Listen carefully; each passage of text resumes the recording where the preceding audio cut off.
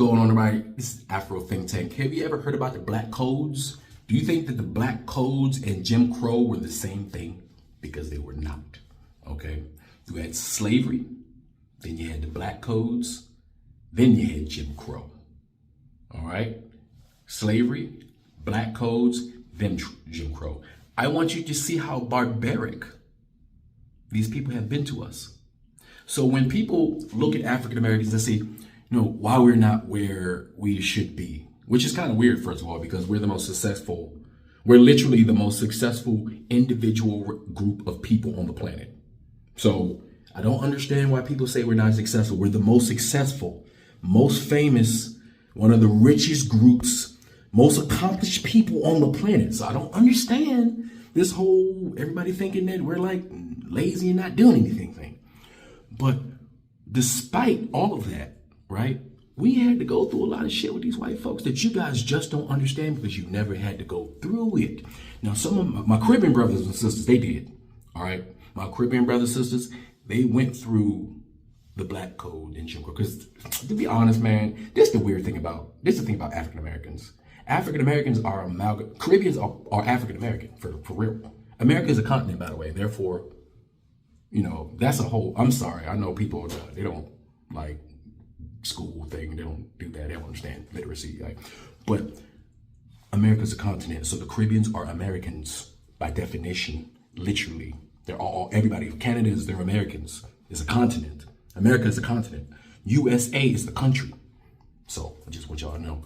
But Black Americans, all right, consist of Caribbeans. We are the same people. Caribbeans and African Americans are the same people. We're the same Africans that were traded back and forth by the same plantations from the same slave masters. About all African Americans started out in the Caribbean and was brought here. All right, this was the final destination. All right, so calling yourself African American and separating yourself from Caribbeans don't make any goddamn sense. That's stupid. But anyway, for those people who think that African Americans are not appreciative of the opportunities that America provides, I need you to understand that we are the opportunity that America provides. We are the opportunity. African Americans are the opportunity that provide it for everybody. We manifest that opportunity because without us, there would be no opportunity for no one. And in order for us to create that opportunity, we had to go through the things that we went through, right? Which is slavery, Jim Crow. You see, unlike those Caribbean islands, we first of all, we liberated ourselves, just like the Haitians liberated themselves from Napoleon's army. The Civil War was a slave revolt. That's what you guys need to understand. It was a slave revolt. We literally fought for our own freedom, the same way the Haitians did, and freed ourselves. The difference is we didn't get to keep the whole country. We just was able to keep enclaves of where we populated the most, which is the southeastern side and southern side of America. That's Africa, America. All right, but I want this black lady to explain the Black Codes to you, just so you can have a feel about how you think it would be you living in a society with these Europeans who create these laws to deal with their own insecurities. Keep in mind, the reason why these laws was created so white people don't have to face the guilt and the consequences of their own actions. And that's very violent. And they have been very violent to us. So grace needs to be given to that African American, in these type of conversations. But anyway, without further ado, I hope you find this very educational, when you will learn about what the Black Codes are. So in history, you will see that we have been scraping and clawing for every piece of freedom that any American feels in this country, even to this day. It's thanks to our ancestors who fought and clawed these savage barbarian cavemen all the way to 2025, where they're trying to take it back. And this is their last gasp, because the African American is winning the war of attrition. Anyway, that's all I gotta say is Afro Think Tank, learn something, Tito. I'm out. Hey, did you know that schools back in the day would be let out early for kids to watch lynchings? Like public lynchings. And in a lot of cases, the lynchings would end with people taking body parts back home as souvenirs. And according to a couple Reddit posts, those families still have those souvenirs. But this video isn't about that. This is about Black Codes. Because a lot of people don't know what Black Codes are. And when you ask them, what are black codes, they'll tell you something related to like Jim Crow, when black codes was well before Jim Crow. So I want to say like 15 different black codes, and I'm going to tell you what they are and what they will be considered and how they were enforced. So I just counted, and it's actually 21 of them, but the more the better. Now, if you don't know what black codes are, if you've never heard it or you've always been curious but have gotten like a vague response, the best way I can explain it is like social crimes. Now, back in the day, after slavery was abolished, the northern states had just accepted that the South was going to do whatever they wanted to do, so they decided to not get involved with whatever they wanted to do. So anything that southern states wanted to do, individual states wanted to do, they could do, and including creating random social like laws or whatever, crimes that they said applied to everyone, but really only applied to black people. Now, these crimes consisted of, we can start with vagrancy because that is typically the first one that you'll hear when you hear about black codes. And if you don't know what vagrancy is, it's basically being unemployed. You couldn't be unemployed. Along with that, you couldn't quit your job. Now, the thing about these two is they played hand in hand with each other. Back in the day, a lot of people ask, why did black people sign contracts? Why did they end up back on the same plantations? Because you couldn't be unemployed. So the best way to stay employed is to sign a contract that basically says, now I'm employed by you. This is my protection from being arrested and ultimately put back on your plantation working for free. Mind you, black people were prohibited from working in fields other than agriculture and anything in like a servitude type of industry. That can be like a housekeeper. It can anything where they're your servant. When it comes to quitting your job, they will be charged with fraud. Another black code was you can't hire a free black man unless he has his discharge papers from his last employer, along with a reference. We still use references to this day, and that's where it started. Slavery. Another black code would be riding the train without a ticket. Now, what's ironic about this is the train was free. The South didn't have like the architectural design we have today, like all these freeways and sidewalks.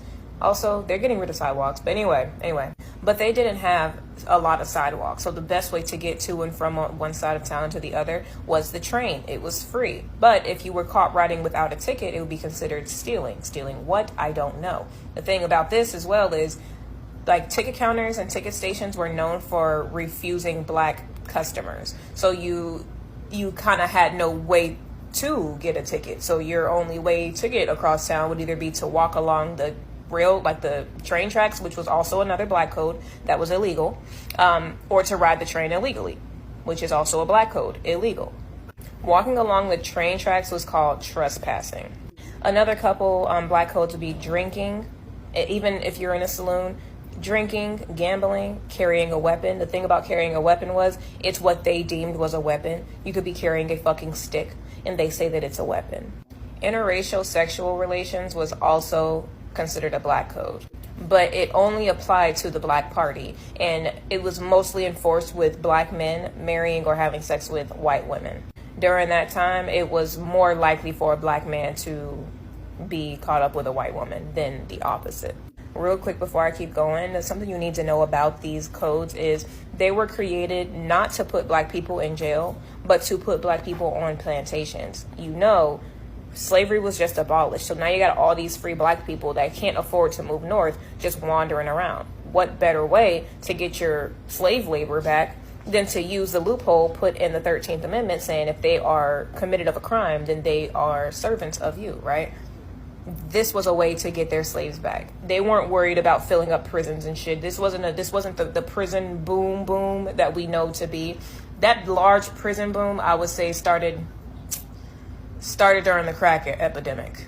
But this was just a way for planters, like plantation owners, to get their slaves back. But let's get back into it. There was also something called pig laws. Now, pig laws is kind of the best way I could explain it was like the legal way to inflate a punishment for some bullshit.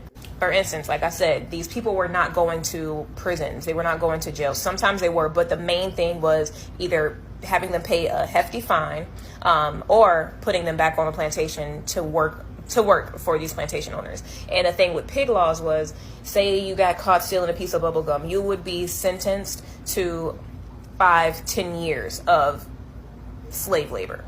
Or you'd be sentenced to like $30,000 fine, which you can't afford. So now you're being forced into either not paying this fine and going to jail, becoming a slave anyway, or going to get one of these contracts, these labor contracts, where you're put under the same conditions that a slave would be under anyway. So really, it was a full circle. They had it all mapped out, very well planned. A couple more black codes could be bigamy, homosexuality, illegal voting, selling whiskey, playing dice, being outside when the sun was out with no reason, selling cotton after the sun was set, upsetting a white woman, and a lot of other bullshit. So when someone tells you black codes is something related to black people not being able to go in certain places or use the same facilities as a white person, that is Jim Crow. That is not black codes. Jim Crow came after black codes. Once it was apparent that they were using these to enslave people. White people always had the same game. They just know how to change the play up. But hopefully now you know. If you're new here, give me a follow. I teach Black history. Also tap my link tree. Did you know this? Fuck this, fuck that, and bitch, fuck you. Fuck this, fuck shit, fuck your daddy too. No, I ain't forget you, motherfucker too. Motherfucker, fuck your blood and this fuckery they got us going through. Those fuckers put us under spells. Said fuck y'all to a living hell. Fuck all the laws that nature tells. So we die cursed while they live well. But fuck, I've had it up to here. I curse their curses with no fear. I give no fucks, I'll live to hear the song that justice sings so clear. Free Sudan! Boycott diamonds and gold! Free Sudan! Boycott diamonds and gold! We most definitely cannot forget about the people of Sudan! Thanks for watching Afro Think Tank. Don't forget to like, share, and subscribe. And follow me on Substack and Patreon for more content. Remember, it's Pan-Africanism or nothing.